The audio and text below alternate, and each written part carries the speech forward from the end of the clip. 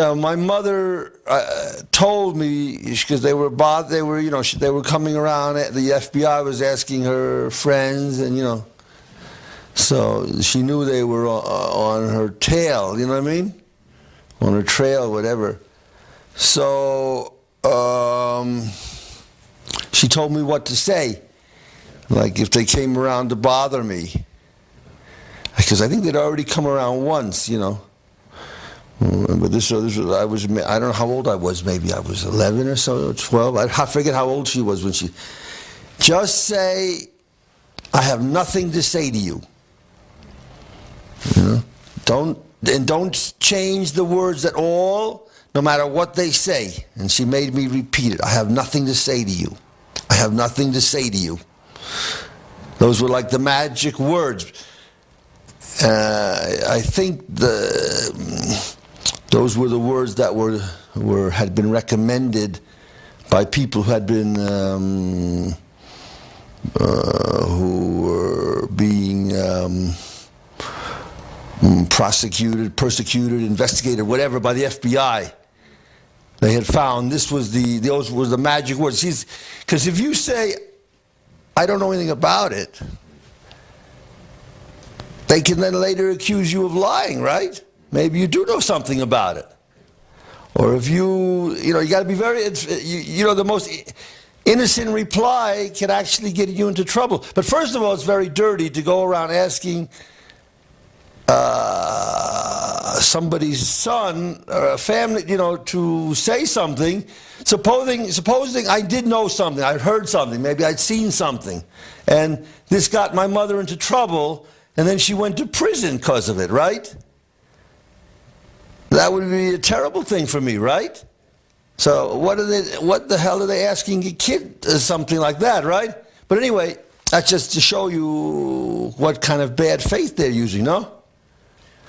But anyway, they came around, I think, and then I said, I have nothing to say to you. And then the FBI guy said to me, no, that's not what we only wanted, blah, blah, blah, blah, blah, blah, we only want, blah, blah.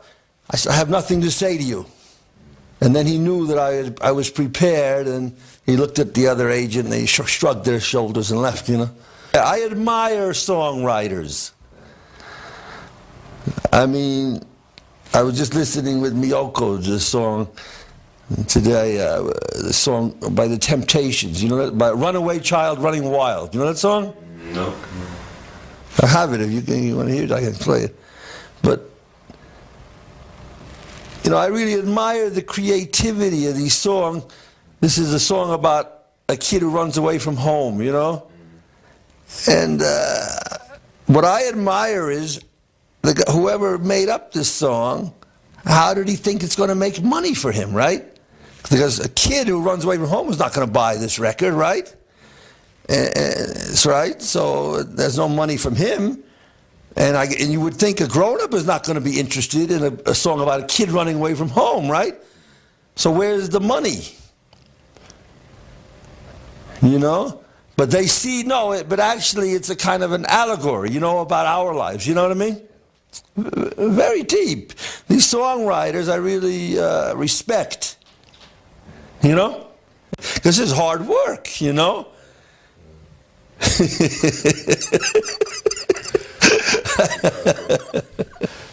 I always wanted to write some songs. I was telling Evans, Larry Evans, this was back in the 60s, I remember. I said, I listen to all these songs, and I wish I could write that, but I try to write something, I try to think of something, and I just, nothing comes out.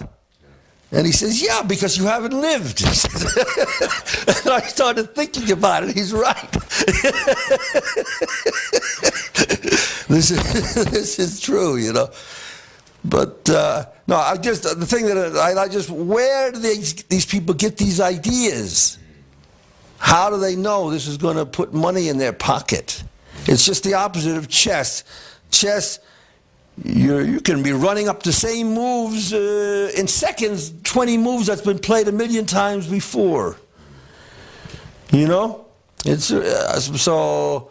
I mean, I'm not saying there's no creativity in chess. Of course, there is, but it's much more structured, and you're much more difficult to get it out. It's because, you know, but this is the creativity of pop songs I really admire.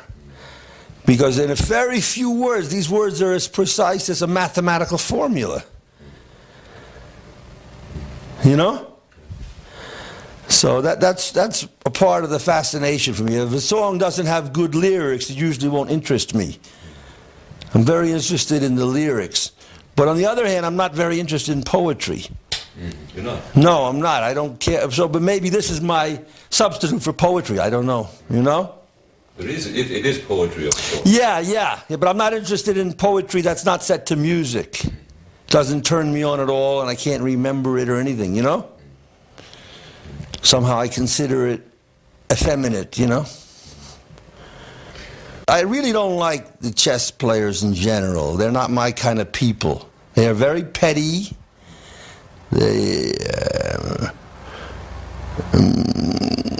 you know, they're mean-minded, petty, small-minded, stupid. I don't care. I listen to, a lot of times I listen to the radio. I listen to jazz musicians, and they really seem to love each other. But the chess players don't love each other very much at all. Part of it is the competition, and a part of it is just the kind of people who go into chess, you know? But it seems to me the people in the show business world are not as mean-minded toward each other as people in the chess world. That's my clear impression. They're more in competition with themselves to do the best they can do, rather than with other people. Maybe I'm wrong. Maybe if I were in show business, I'd find out that they're bastards too, you know. But that's my impression, you know? But I think Miyoko said something the other day which is very true. We're back, yeah? No, I was just talking about all this backbiting and mean-mindedness in the chess world, you know? But Miyoko made a perceptive remark. She says it's because the pie in chess is very small compared to, say, show business. So everybody's fighting for a piece of this small pie. I think that perhaps that's an explanation, or part of the explanation for the you know, jealousy and backbiting among the chess players, you know? Who do I look up to in history? Let me think. Who was a great man?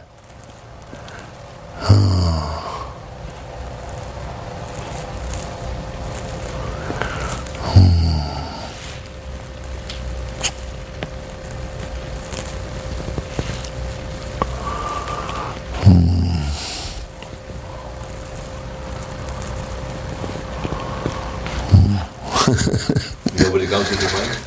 Yeah. Other people might say, well, I mean, Gandhi, John F. Kennedy, Malcolm X. Yes, Malcolm X, I think, had real qualities of greatness. And I think he was evolving very much before his death. He had a very, you know, narrow-minded, he was locked into a very narrow-minded religion, this black Muslims, you know, Elijah Muhammad group. But when he broke with them, I think he was really becoming much more broad-minded. Hopefully he would even have given up Islam, you know? Although they say he would not have, but I don't really know what he would or would not have done. But the man was brilliant, you know? But he was certainly becoming much more broad-minded than before. Because this Elijah Muhammad is a very, very narrow-minded group. They had no dancing. You couldn't go to see movies, you know? Ridiculous. But he still proclaimed Islam to the end. But maybe he would have given that up. My beef, I have a lot of beefs with Islam, even though I sympathize very much with all the injustices that have been done to the Arabs, you know, and the Palestinians. I have to be honest and say I don't, you know, dig Islam at all. You know? I think that there was a very perceptive remark on the BBC a few years ago. This BBC woman, she was talking to someone from the Middle East, you know, an Arab or Iranian or whatever. She said, this is all about Jew against Islam. That's what this whole problem in the Middle East is about. Isn't it? That's what, and the Middle East guy says, no. He says, religion has nothing to do with this. He says, the Jews want what we've got. They want our oil. They want our land. This has nothing to do with religion. And I think that's really true. Well, Sami would not want to be a part of any religion that would not allow dancing, that's for sure. Yeah. Are you a good dancer? No, I'm not. No. You don't dance? No. Well, when you were getting your titles in chess, he was getting his titles in rock dancing in Iceland as the rock king. Yeah. Probably about the same time. But Yeah. 5, 6. Yeah, no, he's a great dancer, but I will match his musical knowledge any day. Oh yeah, he will. I noticed that.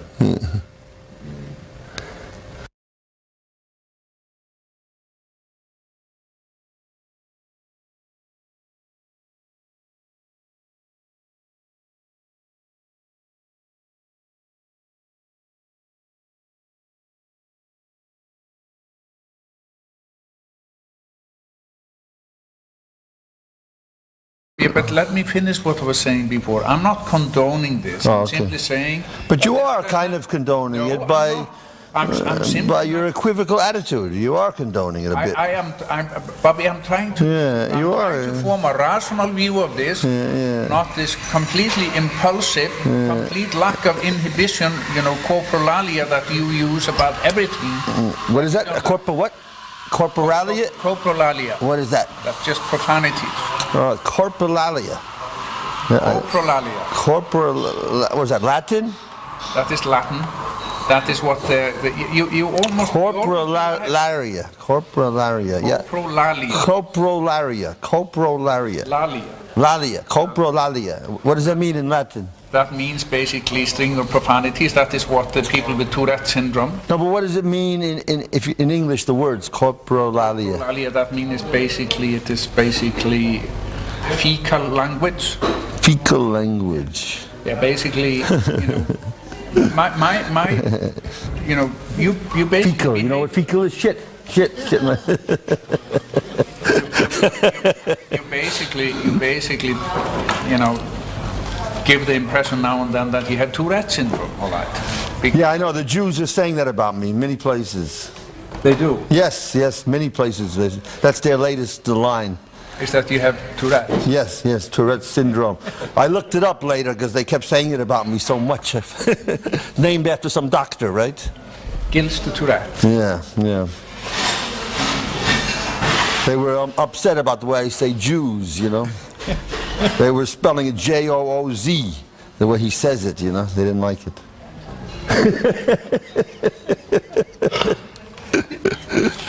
You're a piece of work. You should take, Simon is really worried about it. Yeah, I know. He's really getting Everybody's worried about He's it. getting the heat. So you should Everybody's worried, but, I wish people were so upset about these Jewish crimes against me as they are worried about my answering back. You are out of control, Bobby Fischer. Why don't people want to put these people who've committed these crimes against me in prison? Because basically what you are doing now is demanding that we put an entire nation in prison. Because you insist, have done so at least 10 times since we started to talk together, that all Jews are bad and all Jews are criminals. And your statements are so meaningless. Because you are using this judgment about everyone who belongs to this nation instead of focusing your anger at those who committed crime against you. Not an entire nation. That is unfair, it is stupid, and it's ineffective. And besides that, no one is guilty unless, unless proven guilty. And it's not enough that... Nobody says that about me. Oh, yes. Really? They say, I'm saying all these things against the Jews, huh? It's wrong, you say. You are saying all these things against the Jews. I've been listening. Yeah. But they're well-founded. They're well-founded, Well-founded? They are not well-founded. To say that all Jews are bad, how is that well-founded? That's just bullshit. I explained to you... You did not explain anything to me. This is just utter, thorough, unadulterated bullshit. I explained to you, Carrie, that why if the good Jews, right? Why aren't the good Jews talking against the bad Jews, the so-called good Jews out there? Oh yes, there are. Very good people, wonderful people. Yeah, but why aren't they talking against... Absolutely unbelievable. Why aren't the good Jews screaming against the bad Jews? Probably because they do not agree with you that they are necessarily bad. Then they're not such good Jews. They are not good Jews because they do not agree with you. That's a strange criteria. No.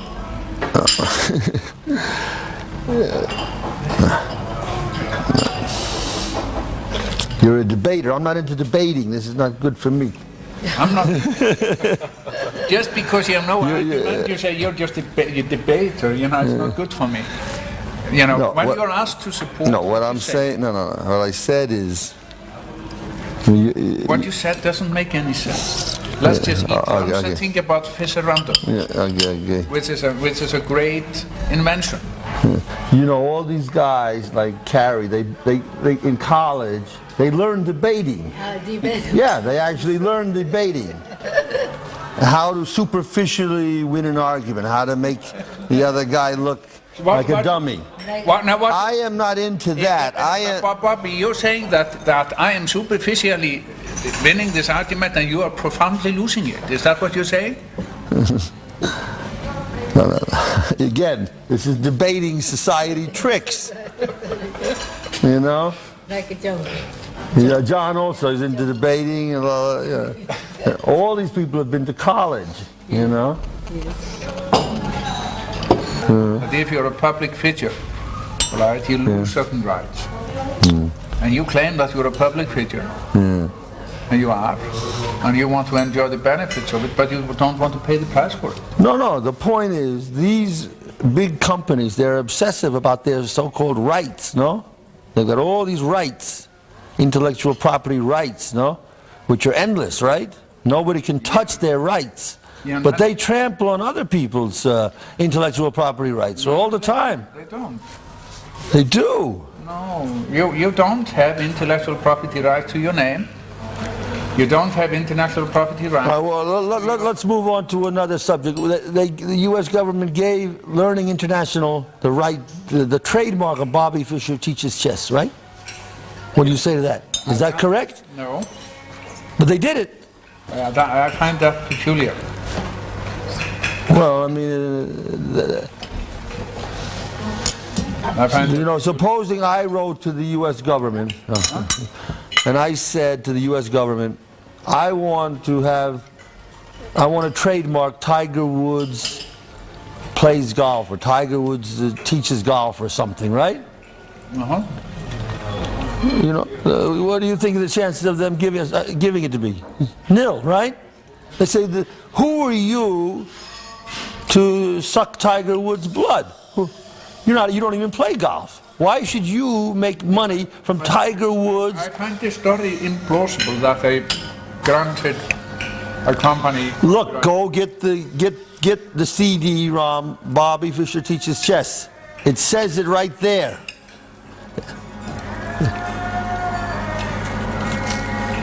Get it. It says it. I'm not making it up. Also, I saw in the newspaper that searching for Bobby Fischer also is a trademark of I think Viacom or Paramount Pictures. Also. It is a picture that has nothing to do with Bobby Fischer. But they have trademarked my name. Why can't I trademark Tiger Woods' name? Well, I think I want to make money from Tiger Woods. I have a right to make money from him. I have a right to make millions and billions from Tiger Woods. Why can't I do that? He isn't doing so bad these days. Why can't I make billions from him? I have some good money-making ideas about making money from his name. You know? I want to make billions of dollars from Tiger Woods' name. Why can't I do that? Well, have you? I know I don't play golf or anything, but I have these money-making ideas. I want to make it. You know. Have you considered contesting those guys? As I told you, I don't have. If I'm gonna spend the rest of my life in court. I've already been in a number of lawsuits in America, and I always got laughed out of court, and it's completely controlled. It's a joke.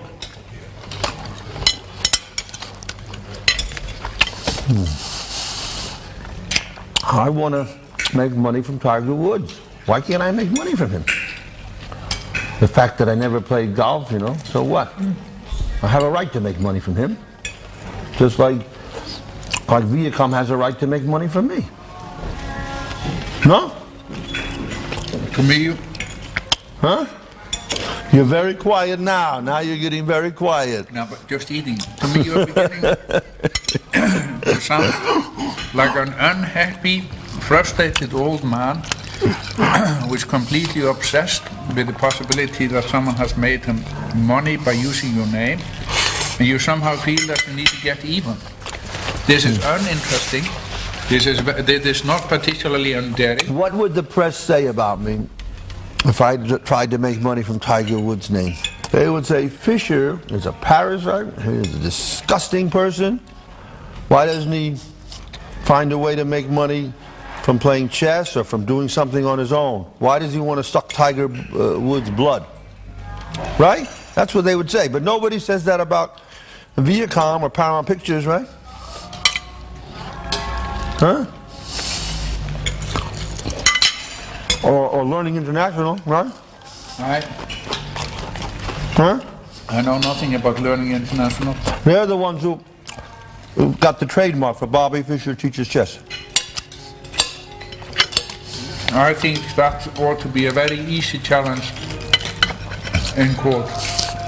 Why did the government? Why? Cooperation with them. But Huh? were you at some time in cooperation with those guys? Yeah, I wrote the book. The Bobby Fischer Teaches Chess. That doesn't get, but there was never any talk about them having a trademark. I never gave them a trademark. Are you sure that was not the small letters? No, as a matter of fact, on the internet, I published the contract with Learning International. That's right. Not in the small print at all. When you give somebody a trademark on your name, you're giving them carte blanche to use your name forever.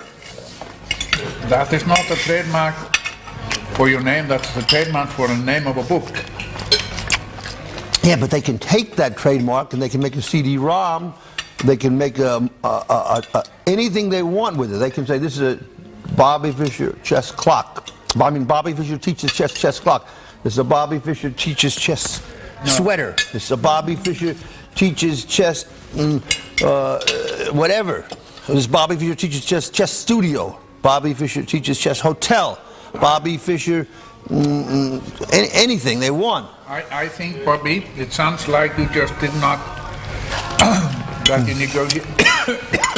that you were not careful enough and you negotiated the deal with them. I never gave anybody the right to trademark my name, ever. Don't you think that approximately a month would be a good time for the referendum with Hjartarson? Yeah, if it can be done. The quicker the better. If it can be done quickly, yeah. It can be done quickly. If it can be, yeah. Yeah. But because of the influence Yeah. that the Jewish community has on the media, Yeah. lay low with your anti-Jewish comment until we are done with this, all right? No, this I can't promise, no. I'm not asking you to promise. I'm just telling you you do. Oh, I can't promise. You have been, because otherwise I will have to resort to physical violence. You will not. No, you understand what I'm saying. Yeah, I Otherwise understand, but otherwise I you will can't. not be able to cut a deal on this Yeah, with the television station, yeah. the international one. Maybe you have to find some Arab network or something.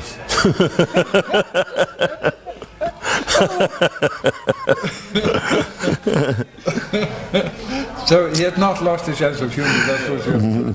But how much money will get? We need to, No, I'm serious. I don't think you can count on any of these type, Western networks for money. No. I'm not counting on them for money. I'm counting on them for distribution. Yeah. There are, the value in all of this lies in so many places. Yeah. It lies in the direct monetary value of what you get out of it, and then it lies in the sort of intangible value that lies in the distribution because of the next match that you want to play.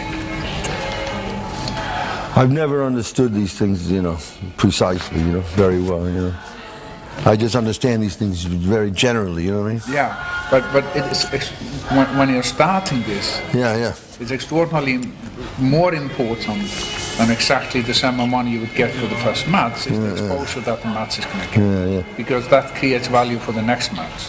Well, it's very important to promote this game. I think this game is very exciting. It will catch on. The interest in it will catch on. As soon as Once they see it, As soon as you have played these two games, Yeah. these two matches, the Hjartarson and then the Karpov or Kasparov, this will catch on like wildflower. No, I think it'll catch on like wildfire right away. Yeah. As soon as people start to see the games, how exciting this new chess is, and as I say, you have a diagram in the newspaper before every game. Yeah. The starting position. Yeah. I mean, you start just the diagram is so exciting, no? Yeah. Just to start thinking about the game And even before it begins, and right? Christian, mind you. Where you don't have that at all in the old chess, right? There's absolute. Who gives a damn about the old starting position, right? It's so old hat. It's so boring, right? This is also an equalizer. Remember, this is an equalizer. This is going to make people much more even. Yeah, right. I think we should call this a day. In the early afternoon tomorrow, we will meet with Hjartarson.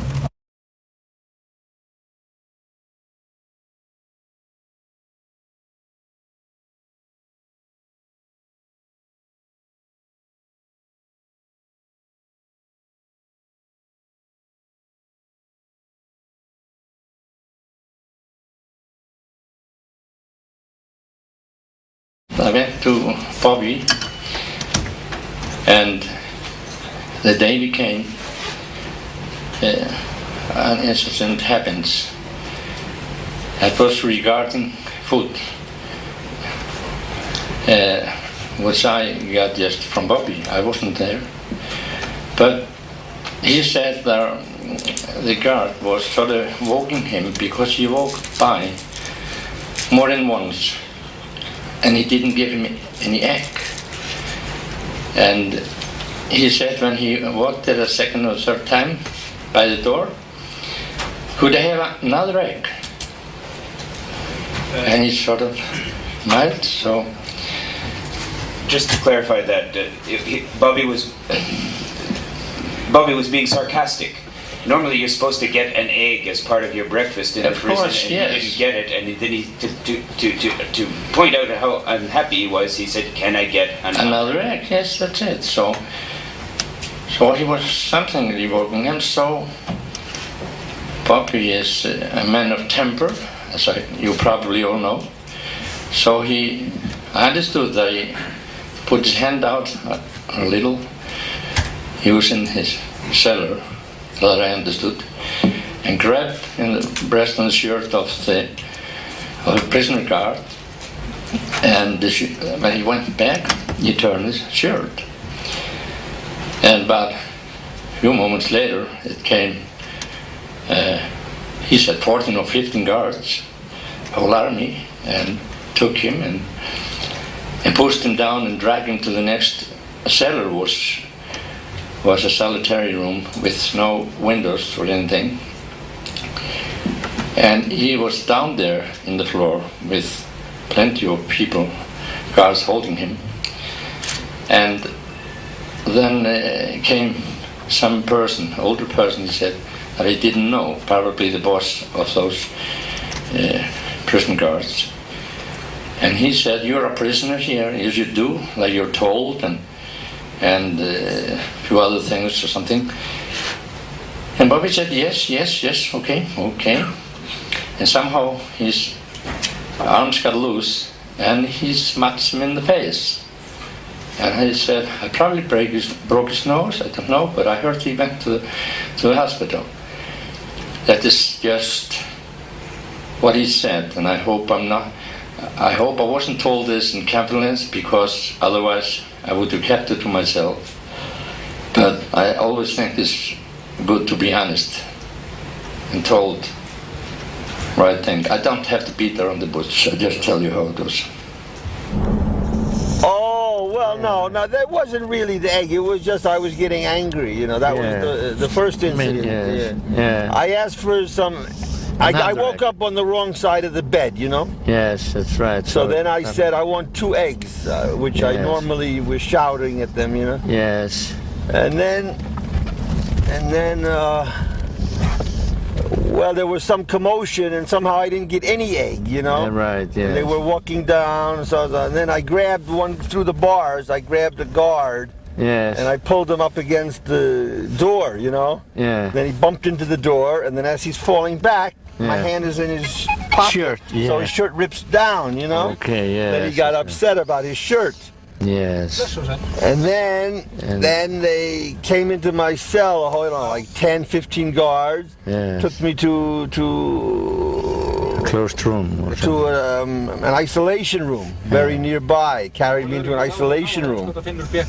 So then they were holding me down, and then like this old little Japanese guy says, he says, "You are a prisoner. You will do everything we tell you. Do you understand that? You will never disobey us. Do you understand that?" I say, "Yeah." Then they all let go. Then I punched one of the guards in the face, you know, very hard. Yeah. And then they were very vicious. They put my hands behind my back in some kind of arm cuff, not just a handcuff. No, the arm very cuffs painful to hang you up. Very high up. Yeah? And like double. And one of them was very tight. 2 of them were tight here, and they were cutting the circulation for about an hour and a half. Blood, yeah. Oh, Jesus Christ. And then after about an hour and a half, they loosened it a little bit. But they took it off after about 2 hours.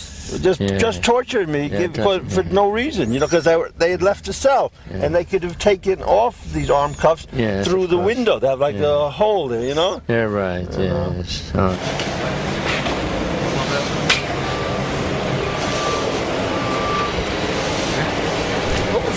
Helt i orden?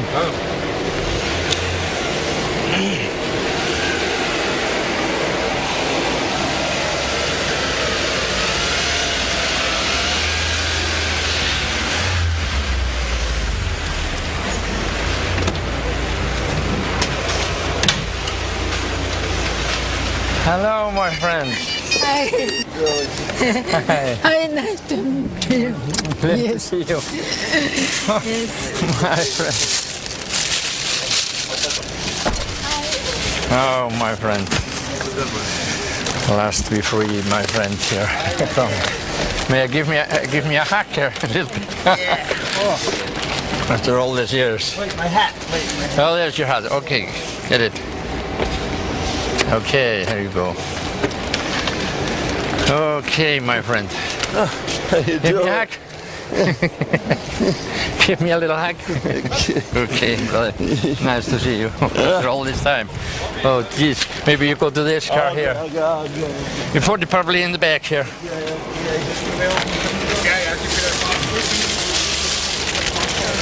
This one here. Okay, last we are here.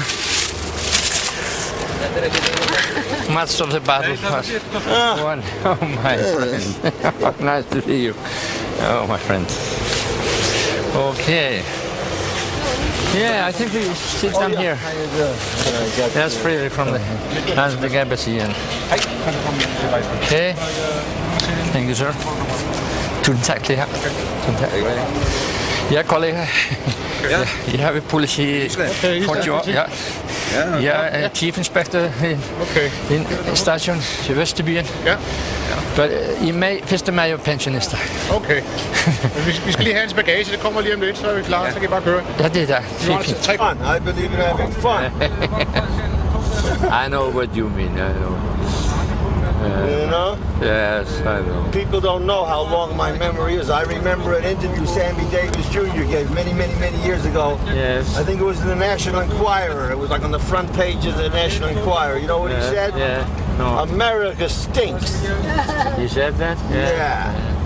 He said, I'm getting out of this damn country. He was just talking about, you know, all the crime and everything. You know? Yeah, right. Okay. Yeah, Sammy Davis Jr. was one of the greatest entertainers who ever lived, I think. Yeah, he was. He was great dancer. He was great singer. He was fantastic. He was one of the greatest. He was a wonderful man. Yes, he was a wonderful man. We are agreeing on that. Mimic, singer, dancer, that's right, talk show host, actor, everything. Everything. He was so much talented. I never seen anyone like it. And he's a good singer too, you know. Very good, very good. I wish I got my toes where he had his heels. You know? He was so great. You know? Yeah, he was. I liked him. Yeah, I liked him too, awful lot. Some guy was telling a very nasty joke about him in Las Vegas. Some Jew. Yeah. He says, "You think you've got problems?" He says, "Sammy Davis Jr." He says. He says he's black. Nothing wrong with one eye. One eye, yes. He's Jewish, and he's a midget. Did he say that wrong? You know, is that David Fry, that Jewish comedian?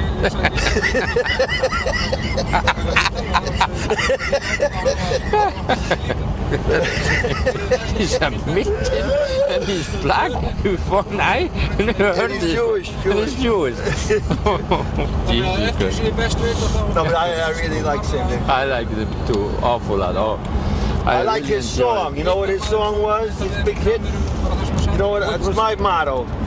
You know what's his name? Frank Sinatra, right? Frank He has Sinatra, My Way, right? My Way, and Dean Martin. Right, but I prefer Sammy Davis' Jr. song better. You know what his you know what his signature song was? No, what was that? I don't remember. Frank Sinatra. No. Frank Sinatra sang My Way, right? Everybody knows that song. But Sammy Davis Jr. song was better. Sammy Davis Jr. song was I Gotta Be Me. Remember that? Huh? I gotta be me, I gotta be free. To do it or die, I gotta be me. I can't be right for somebody else if I'm not right for me. Okay. Remember that song? I think that's better than My Way. Yes, I haven't. Yeah. Yeah, I might have it at home. I might. If I don't, I might get it buy on it. somewhere. Yes, very true. Some of the Dean Martin songs are really good stuff. I really liked him as well. You know, he was. The Rat Pack. Rat Pack. Yes, that's right. When the moon hits you, the rise like a bigger piece of pie, that's amore. When the sun beating to shine, when you had too much wine, that's amore. Sing-a-ling, ding-a-ling-a-ling, ding-a-ling-a-ling, Isabella. But you sing ding-a-ling-a-ling, ba-ba-da-da-dee-ba-ba-bee.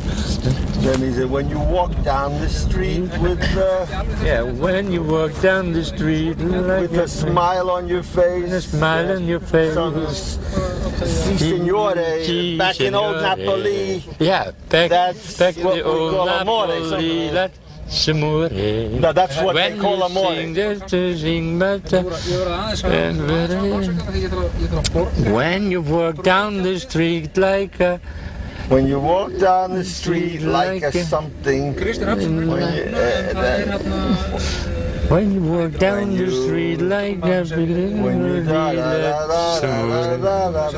Si, signore, scusami, but you see, back in old Napoli, that's amore. That's right. Excuse me, yeah, that's one. Yeah, I have to. But you see, Back back to in see, old back Napoli. to old Napoli, that's amore. Oh, your eyes like a big piece of pie, that's amore. When the moon hits your eye like a Hit big your pizza eyes pie. like a bigger piece of pie, that's amore. When the sun starts to shine, when you had too much wine, that's amore. What other? Ding-a-ling, ding-a-ling-a-ling. A lot of good songs. Isabella. Yeah, that's many good songs with Yeah. Dean Martin, but I remember him, Dean Martin and Jerry Lewis. You yes, remember those Jerry Lewis, movies? yes, They yes, were good movies. Good movies. They were funny movies. yes, great But, movies. but Dean Martin couldn't take Jerry Lewis because Jerry Lewis was like trying to hog the attention and the movies, you know? Right. Remember? Yeah, that's right. I remember that. That was really fantastic. I think they had a falling out too because Jerry Lewis is Jewish and Dean Martin is Italian, you know? Yeah, right. That's right. That's right. You know? Yeah, that's right. But they were a great team. Those They were a guys. funny team, They were a yeah, funny yeah. team, you know. There's Rat Pack. I really enjoy that. Those, They made a lot of movies. Yes. Remember, they made about 5 or 6 movies. Yes. Many movies. Yeah. Everybody, all of us kids were always waiting for their next movie. Yeah, that's right. Back in the 50s. That's right, in the 50s. That's right. Yeah. Yeah, I really enjoy them because they were all good singers and they were funny, you know. Who else? Yeah. The Rat Pack. Dean Martin, that Jerry was, Lewis, Wasn't Sammy Davis Jr. Wasn't it Tony Bennett with it? Was Tony Bennett or Joey Bishop? Joey Bishop. He was. And that Kennedy guy yes, also. The Kennedy. There was a Kennedy. Yes, that's Forget right. his name. The name was Peter Lawford. Yeah. Peter Lawford. Peter Lawford. He was and married maybe to one Ronald of the- Reagan. I don't know. Maybe he was a part of it for Yeah? a while. I'm not sure. Yeah. Peter Lawford, he was one of them. Yeah. He was acting in Lassie, you know, the dog Lassie. Remember that one? It's a little dog, you know. Collier, you know, as a little boy, he started there, you know, and he was Frank married. Sinatra was not all bad, you know. No. He gave a lot of money to a lot of people. Yes. He would read in the newspaper somebody had an accident or somebody had cancer. Or That's right. He was he really would just send helpful them person. Yeah. $10,000. That's right. Boom. He was very, very You know? helpful. Yes. People you never heard of. That's just send right. them $10,000. That's right. He was. Not for publicity or That's anything. right. He was a kind man, you know. Yeah. It's very. If somebody really had it bad, you know, that's true. And he should But he have had very ready bad for it. publicity Yeah. for many years because he's Italian. Yes. And they said he was in the mafia. Yeah, that the mafia controlled him or whatever. That's right. Or something like that. And he had an arrest warrant in New Jersey. He could never go to the state of New Jersey because there was an arrest warrant for him because he did not testify about some mafia thing. Okay, I didn't. So he had very bad. Everything was Frank Sinatra, Italian mafia. Oh, it was. Then he married a Jewish woman. Her name was Marks. Okay. End of all this bad publicity till he died. Yeah. Okay. Overnight. Yeah, overnight. They turned it off. Matilda, huh? Matilda, she take me money and run Venezuela. Everybody, Matilda, she take me money and run Venezuela. Oh, now all my money is spent in vain. Oh, my money is spent in vain. Yes. I don't know. Matilda, she take me money and run Venezuela.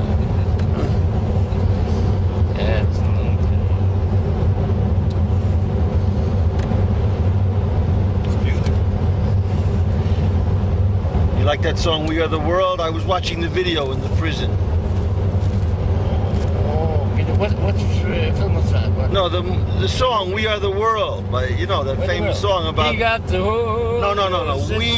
We are the world. We are the children. Yeah, we are the children. That's the ones who fantastic. make a brighter Yeah, day. that's So right. let's start giving.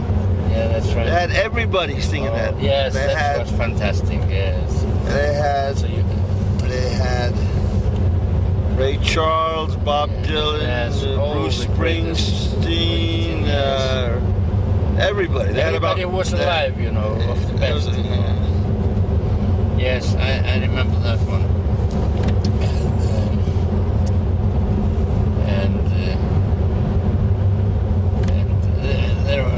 There was another one there. You got the whole world. Oh yeah, Yes, and you got the whole wide world. Yes, and you got the whole world. Yes, and you got the whole wide world in his hands. He got you and me, brother. In his hands, he got you and me, brother. In his hands, he got you and me, brother.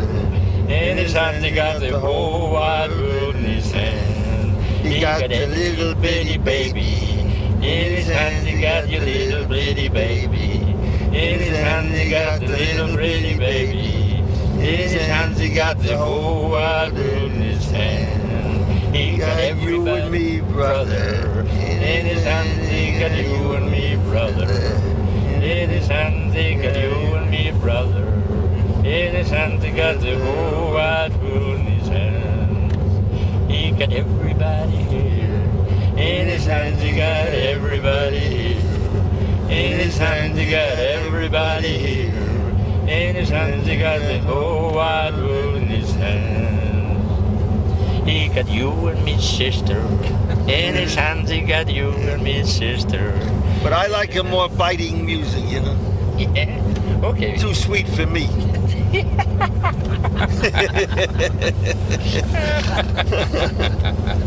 Okay, we found something more. What's your favorite? Right, Well, I have so many, you know. Dylan or Yeah, I like to. You ever hear of Chuck Jackson? Chuck Jackson. Yeah, he had the song "I Don't Want to Cry." Remember that? Then he had a song "Tell him I'm Not Home." Remember that? Each night when I call you on the phone, they tell me that you're not at home. I'd feel better if you told me that I was on my own instead of standing in the background. Oh yeah, tell them I'm not home. You're never home when I call. Yeah, right.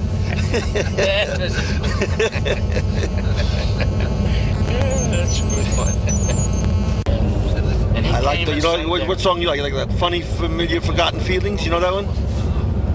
By Tom Jones? Yeah, funny, familiar, forgotten feelings keep walking all over my mind. Sex bombs, you know, sex bombs. I must go on, be strong, Right. though millions of teardrops may fall.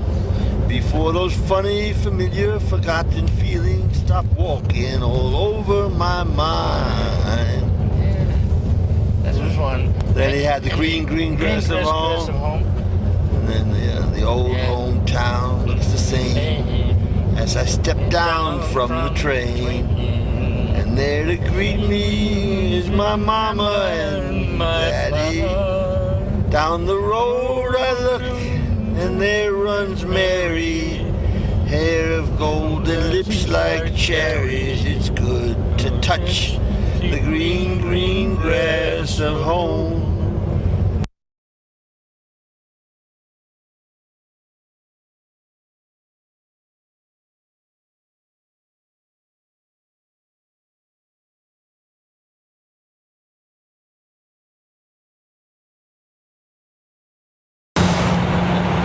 Take a sweater. Oh yeah. Thank. They don't want people to get the picture. Yeah. So they shut up talking about "Don't Jew me." You understand? Yep. In other words, they don't say Michael Jackson is a very bad person and he should be convicted of this child molestation because he said "Don't Jew me" in a song. They're too smart now. Now, before they made a big story out of it. But now they're at a different stage. Now they're really going after him, and they don't want people to get the picture, to see the real motivation. Right. You know?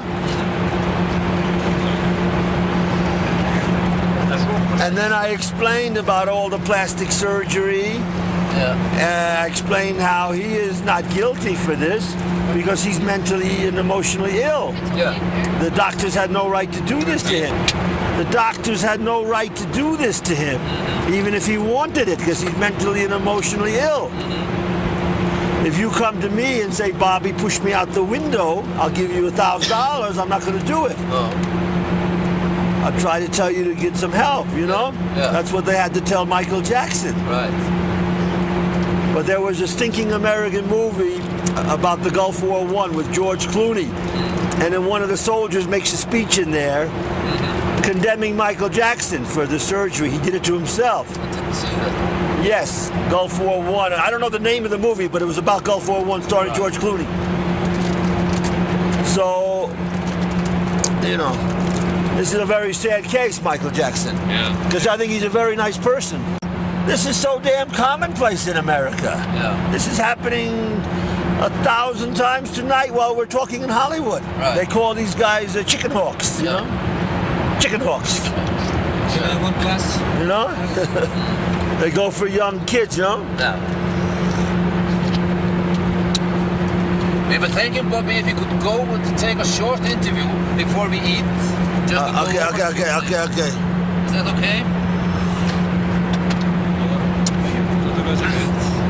Do you need maybe more light?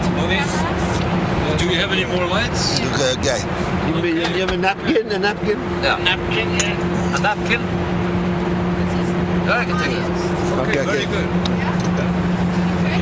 Very good. And we have all of those on, so that's the maximum we have. Do you think that the US government will keep coming after you, or will they give up now that you have become an Icelandic citizen? Yeah, that's the question now, no? What do you think? I'm not sure, but if I know the Jews in the U.S., they may lay off for a while, and then they like sneak attacks. They may lay off until things die down, and then they may come at me with some attack I don't expect, you know? Or they may continue now, because Bush is crazy, obviously, and the Jews behind him. I really don't know, you know? Might let you go. Might stop it. No, they will not let me go. I mean, they may. No, they won't let me go. They will. The most they might do is stop now, because it's already gotten some publicity, you know, bad publicity for them. But at a future time, they will try something. I don't know what it will be. Could be anything, you know. There are a lot of ways to finish somebody. By the way, does it sort of bring any change to your state of mind that you have now become an Icelander instead of American? Which you have been Well, I'm still an American, they say, the Americans. So I guess, are you allowed to have dual citizenship? Yes, that's right. Yeah, but no, I'm very happy to be an Icelander because, first of all, I've had all this trouble with America all these years, right? But secondly, it's dangerous to be an American now. Whenever I checked into a hotel, you know, showed my American passport, I'm always wondering, maybe these people here are connected to some Muslims, and they're going to say he's an American here, and I'll get killed or kidnapped or something, because they may think I'm against the Muslim people or whatever, you know? It's dangerous to be an American now. Huh? It's dangerous to check into a hotel and just say, I'm an American. Because You're better off saying you're an Icelander. Yeah, much better. Much better. What are your plans, let's say, for the next months or even years? Are you planning to residing in Iceland, or are you planning to moving somewhere else or move around? I hope to spend time in Iceland, but I like to move around. I wouldn't, you know, spend all year in Iceland, I don't think. Yeah. free men. Yeah. It's a strange, or not a strange maybe, that, but as a grandmaster in Iceland, according to law, you are entitled to a salary. And every Icelandic grandmaster in chess, they've been paid salaries, provided that you do some teaching in chess, or even possibly play for Iceland. And no, I hate chess very much. No, I don't need the money. No, I don't need it. I'll wait. I'll skip it. So you're not. I hate chess. I hate chess. Really. You hate chess. Yeah. So you're not planning on claiming the grandmaster salary? And No. Why do you hate chess? Being probably and possibly the best chess player ever. Because I know what chess is all about. Yeah. It's all about memorization. It's all about prearrangement. But creativity. Yeah, creativity is lower down on the list. Yeah. But you did. I mean, you became world champion on creativity. Well, first of all, this is a long time ago when I played the Spassky the first match. And even the second match, it's already some time ago, 15 years ago, almost 13 years ago. And chess, just the last few years, has changed dramatically with all of this computer stuff. But really, if you analyze chess objectively, very, very objectively, it's been a lousy game. Going back even to the time of Morphy, there was a lot of book. But there still is a place for talent, for creativity. It isn't all prearrangement, all theory, all... No, not all, of course, not all, I agree. But why do you want to get involved with something that is mainly rote and prearrangement? You know, obviously it's not all, you know, that, but the creativity is like maybe number 3 on the list. The first is prearrangement, and the memorization, and then comes creativity. Opposed to Fischer Random, then you sort of put creativity first. Right. Now, let me explain something about Fischer Random. I've never made any claims that this is the greatest thing, you know, since puffed wheat or whatever, you know what I mean? I never made any claim saying that this is perfect. What I say is it's much better than the old chess. Now, for example, let's say you could have 1 million chess-like games, right? Maybe 1 million of them, or 10 million would be better than Fischer Random. But the point about Fischer Random is it's basically the same as the old chess, except you get rid of the theory, and it's very easy to remember the rules. That's my point. You see? Like, I was just looking at a book Sammy gave me, you know, this book about Capablanca. Yes. Capablanca had a very interesting game that he proposed. I think it was 10 by 10 or something. And it had 2 kings and extra pieces, and you win the game by mating either of your opponent's kings. And it looked like a very creative game, and maybe much better than Fischer Random, but it looked very intimidating, even for me, right? Yeah. The top chess player. It looked very intimidating. All these extra pieces, huge board, 2 kings. If it intimidates me, I think it will intimidate the average person much more. So there are a lot of games that you can come up with that have practical defects, not creative defects, but just defects in terms of discouraging people to learn them. You see, that's my point about Fischer Random. You can learn Fischer Random in 10 seconds practically. So there is no impediment. You have the same pieces, the same board. All you have to do is get an electronic shuffler, and in 1 second you have a position. But of course, you could create more creative games than Fischer Random. Maybe, you know, an extra piece or a bigger board and all kind of things. But my idea, people think I'm anti-chess. No, I'm not anti-chess. I'm pro-chess. I'm trying to keep it alive. It's just the reverse. It's very I'm not coming up with anything radical at all. I asked 2 Icelandic grandmasters the other day who was the best chess player ever in the history of chess. And they both said they contemplated, and I asked them objectively speaking, and they both said Bobby Fischer is the best player ever. Do you agree with that assumption? I want to get back to Fischer Random. Don't want to answer this one? Are you the best player ever that ever was? Well, obviously I think so, right? Yeah.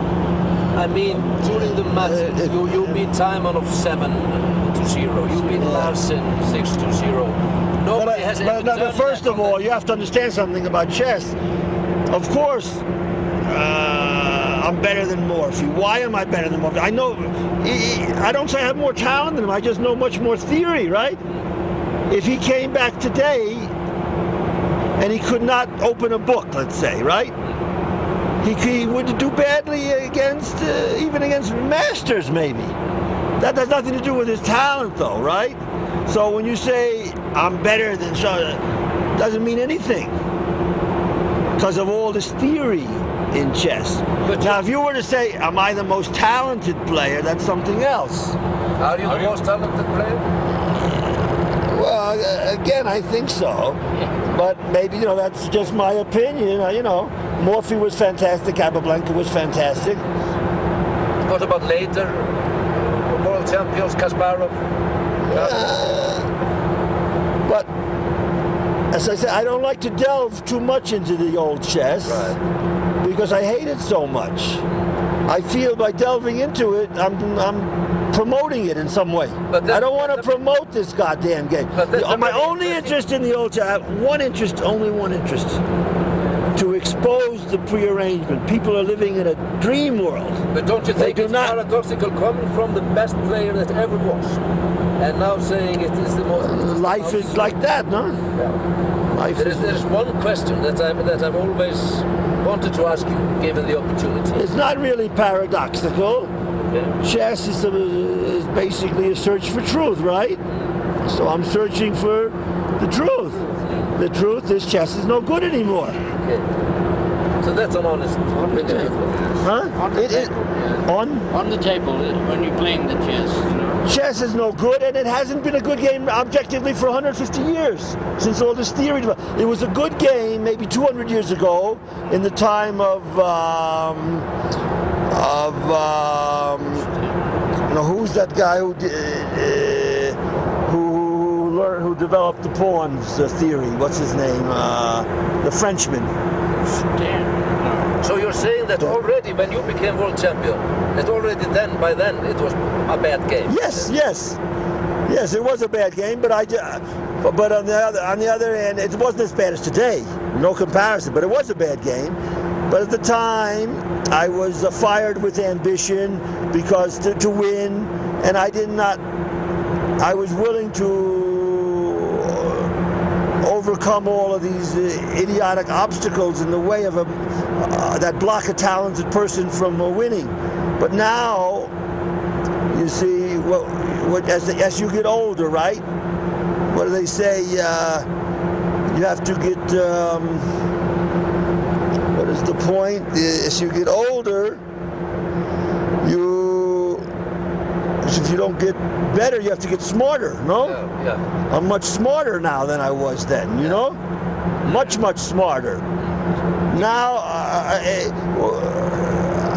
I don't want to do things the hard way.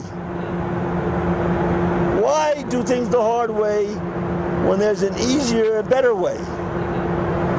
Did you gradually, you were quoted as a young man as saying... The old chess is you're banging your head against the wall with this theory that you were trying to find some little improvement on move, 18 or 20. It's ridiculous. It gets harder and harder and harder. You need more and more computers. You need more and more people working for you. And less and less talent? Yeah, and less creative. Yeah, you know, it's ridiculous. Enjoyment, everything. Why? Why? Did you gradually start to hate chess, or did it come suddenly? Oh, that's a good question again. Did I gradually? I think it came gradually, but then at a certain point, I mean, I was hating it, but I didn't know it. You know what I mean? Because I was still trying to make it work. You know? But then now I realized I was gradually hating it, you know, all along. There's one question that I've always wanted to ask. Yeah. You basically stopped playing competitive chess already in 1972. Well, for 20 years. Yeah. Do you regret stopping? Do you regret not having defended your title against Anatoly Karpov in 1975? No. No regrets? That I offered perfectly fair conditions. He refused to play me. Yeah. My conditions were absolutely fair. It's all lies. Yeah. For example, Capablanca played Alekhine, right? Yeah. In what was 27? Around there, 28? I don't know. Okay. That match was the first player to win 6 games, right? Right? Yes.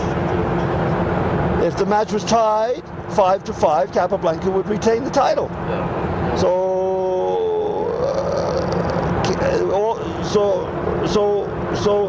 Alekhine would have had to win the match by at least 6-4, right? Yeah. But nobody ever has complained about that match. They all said that was a great match and it was a fair match. My conditions were much fairer for the challenger. He had to be beaten 9 times to lose his chance to become a world champion in the match. Absolutely fair conditions. Ridiculously fair conditions. But almost everyone is sure that even under the conditions that you refuse to play, you would have won him. Have you never felt regret not defending your title against him? Well, apart from the conditions, irrespective of them. I say, I don't like the way you put it. He refused to play me. I'm the champion. Yeah, I know. You know. The whole thing was absurd. It's only one void. It fell on one void, you know. Well, no. First of all, I talked to Fred Kramer later. Yeah. He told me I won this vote in Amsterdam. Yeah, okay. Yes, but because if you will recall, they never published the breakdown of the vote. Okay. They never said how each country voted on my conditions. And he says I won the vote, they just said I lost it. I thought you lost it by 1. That's what the press says, yes. But he said it's not true because they never published how every country voted. He says I actually won the vote. They're just lying. Well, let's get back to this prearrangement, okay? If I had written my book about Karpov and Kasparov as I had intended before the Jews stole all my files, you would understand what a rotten game chess is. If you realize the extent of the prearrangement, you wouldn't have any regrets about what, you know, throwing out the old game yourself. Politics, the rotten politics of chess. The prearrangement is on, it's almost all prearranged now at the higher level. It's all prearranged. I am not exaggerating this. This first Karpov-Kasparov match was prearranged move by move. Every move of every game. There's no question about this. All through the match? Yes, and I believe all of the Karpov-Kasparov matches were prearranged move by move. Every move, every game. But there's no question the first match was. I studied that match intently. And I still intend to write a book about it, even though the dirty Jews stole all my files. I had I had several boxes full of books on it. I had every game annotated about 18 different ways. I had about 8 or 9 books on the match, and then I had about 10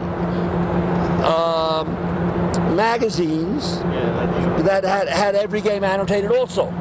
So I had about 8. I had every game annotated from 18, fully annotated from 18 different sources. Plus I had a lot of other books, supplementary books, regarding the match. All this has been stolen by the filthy Jews at Beacons, and also when my mother died, they stole the books I had with her. We're talking about many dozens of books. So you think it's possible to prove that the match was prearranged? Yes, yes, it's obviously prearranged, no question. Look, unless you think I'm crazy, which I'm not, the Jews say I'm crazy, I'm not, I'm perfectly sane. Anybody can analyze my voice, and you will see I'm telling the truth. Now ask the Jew bastard Kasparov, or ask Karpov, is their match prearranged? Ask it live, in the same conditions as this. You will see they are lying. You will see they are lying. Any half-assed expert will be able to tell you they're lying. With any kind of, even without a voice lie detector, but especially with a voice lie detector, you know? They are lying. It's obviously prearranged, the first match. So plain.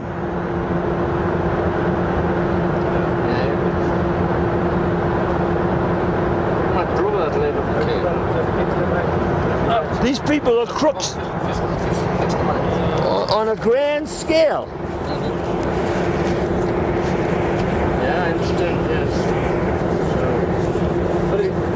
So, is it hard to prove? I mean, no, it's not hard to prove at all. I mean, not really. No, it's so obvious. No, I mean, you cannot prove it necessarily having a recording of Karpov and Kasparov talking, but like that. But you can prove it just the way you can prove in a trial that something happened without having a recording somewhere of his confession privately or whatever, you know. No question. No, it's obvious as hell. Obvious as hell. To a totally different thing. Yeah. Bobby. What about religion? Have you kept your faith? Is there a God somewhere? I'm not into religion at all right now, no. Not at all? No. I think all the holy books are bunk. But you think, is there a God somewhere, do you think? Well, I think the term God is a nonsense word, like Rajneesh says, the Indian guru. I think this is true. God is a nonsense word because, I mean, it doesn't have any one definition, first of all, right? Everybody has a different definition of what it means. But we don't know what's in the universe, no? Is there a higher power? Yeah, we don't know. We don't know. I don't know. Maybe there is there may be more advanced people, more advanced beings, you know? And they may communicate with us. They may, I don't know. Or, you know, it's all very mysterious. But I don't believe any of these holy books, let's put it that way. I think these books, I've completely outgrown them. They are all childish nonsense. Every so-called holy book is childish nonsense. you believe so? Yes. I've studied the Bible. I know the Bible quite well.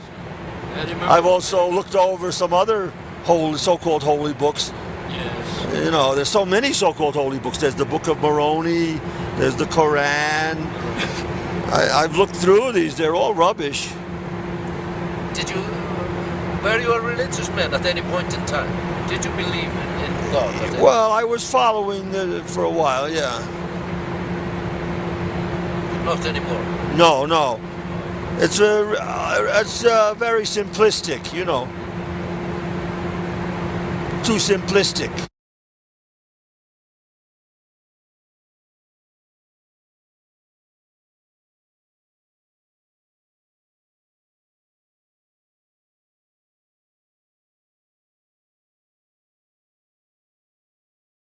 I really believe this did begin in June. At first I thought maybe it began even a few days before, or even the day they had me kidnapped, arrested me.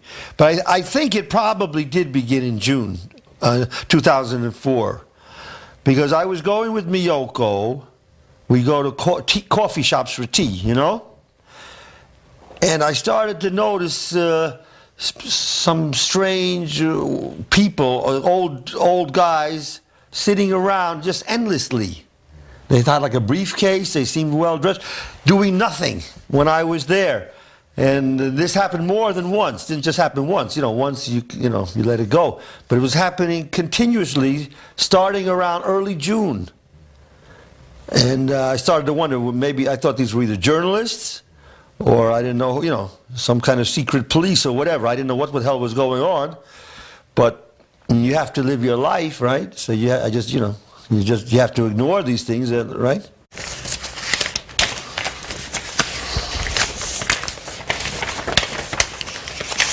This? Oh, yeah, this one, okay. Yeah.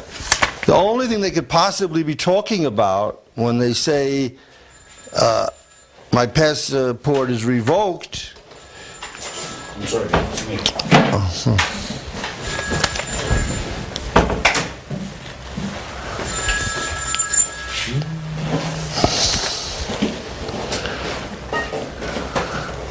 The only thing they possibly could be talking about, I think, is this December 11th, 2003 letter from Theodore Allegra. He's the consul of the United States of America of the U.S. Embassy in Manila, the Philippines. Now, this letter I was given after I was arrested. The next day, I had never heard of it. And I never seen the letter, never heard anything about it, ever. Okay, so I think this I suppose would be their excuse for arresting me, but this letter is totally absurd. Totally absurd. First of all, it has no original signature, just a photocopy.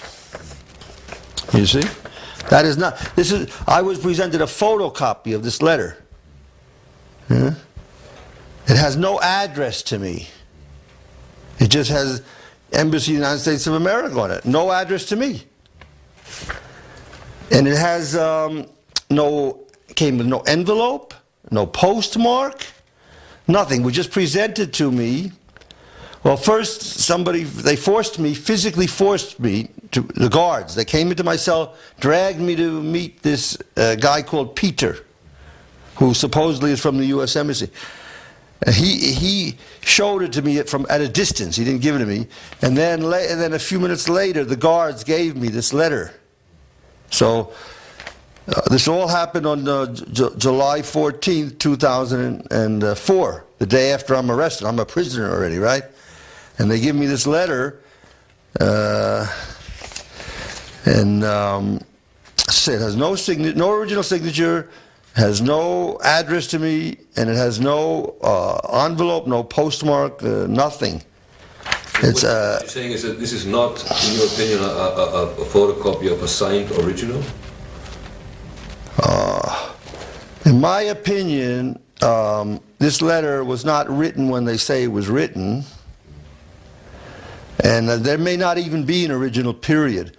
I think it's entirely possible they asked Allegra to sign the letter, and he refused because they wanted him to predate it back to December 11th, 2003. I think all of this, the decision to arrest me and everything, came much, much later. I think in June or July even of 2004. So there was no revocation, there was nothing until then. You see? And there was no attempt made to get this letter from December 11th, supposed letter from December 11th to you at all? No, absolutely not, no. And all of the indications are that there was no revocation on December 11th because I was traveling all over the world for many months after this. I mean, so this entire arrest is just based on lies by the U.S. government, and there's some letters that I got later, much later, that were sent by the U.S. government to to the Japanese Ministry of Justice. I got copies of those letters. But all of this, I believe, started in June or July. The decision to try and get me arrested by the U.S. government started in June or July. I think this is quite clear. But why would they date it backwards, the letter, if they... Because it ties in with this arrest. This says, when I entered April 15th, 2004, I entered, my passport was not valid. You see? They wanted to say, not only isn't your passport valid, but you were traveling on a revoked passport, you know, sin of sins, right? You know, but first place it was not revoked, second place I wasn't traveling on a revoked passport, you know? And, I mean, were you hard to get hold of? I mean, oh yeah, that's a good question. Later on, I got these letters from the U.S. government to the Japanese Ministry of Justice, and the U.S. government simply lied to the Ministry of Justice about that. All right, thank you. And this, let's see. Okay, I'll put this here. This is a mess here. This is, oh my God. Okay, here. Later on, in about August, sometime in August, I got the letters from photocopies of letters that the U.S. Embassy in Japan, in Tokyo, had written to the Ministry of Justice. There are two letters. Okay. The first letter was allegedly written June 8th, 2004, to the Director General, Immigration Bureau, Ministry of Justice, Tokyo, Japan. The second letter was allegedly written August 11th, 2004. See, this is so. The first letter was written before I was arrested. Actually, was kidnapped by the Japanese government. The second letter was written after, right? August 11th, 2004. But in the August 11th letter, 2004, this August 11th letter, 2004, for the Embassy of the United States of America to the Director General, Immigration Bureau, Ministry of Justice. Dear Director General, I am writing in response to the inquiries made to us on August 10th regarding the U.S. government's revocation of the U.S. passport issued to Robert James Fisher. Okay, so they're writing to the Japanese government. I guess the Japanese government had some questions for them, but here they just tell a flat-out lie.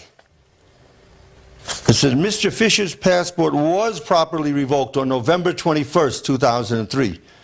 Actually, they're claiming that it was revoked on November 21st, 2003, and then I was notified on December 11th, 2003. I guess that's what they're claiming, okay? Mr. Fisher's passport was properly revoked on November 21st, 2003, prior to his April 15th entry into Japan. However, we were unable to properly advise him of the revocation until he was located in Japan on July 14th, 2004. That's the day after I'm arrested, see? I mean, kidnapped, arrested. But later on, this was, I think, October 15th, 2004, they had an alleged passport hearing in the prison where I was, which I did not attend because I had written them telling them before I would attend such a passport hearing, I had to be freed from my illegal detention, I had to get back my destroyed passport, and I had to get issued a new passport. You see, the idea would be to set a level playing field. Okay, but they refused and they went ahead with this hearing, but I did not attend. You know, my lawyer attended, but not only to protest that this was not a legitimate hearing. You see, now, but any event, something good came out of the hearing because the U.S. government gave several exhibits. And one of the exhibits completely destroyed their case. I mean, they had no case at all, but I mean, what case they pretended to have, let's say. This is a copy of my 1997 passport application that I made in Bern, Switzerland, to get my passport that was later on destroyed. See? And on this passport application, this was made, I think it was January 24th, 1997. Okay? On the passport application, I gave my P.O. box. You know, this is a bad copy, but anyway, you can see P.O. Box 50917, Pasadena, California, 91105, USA.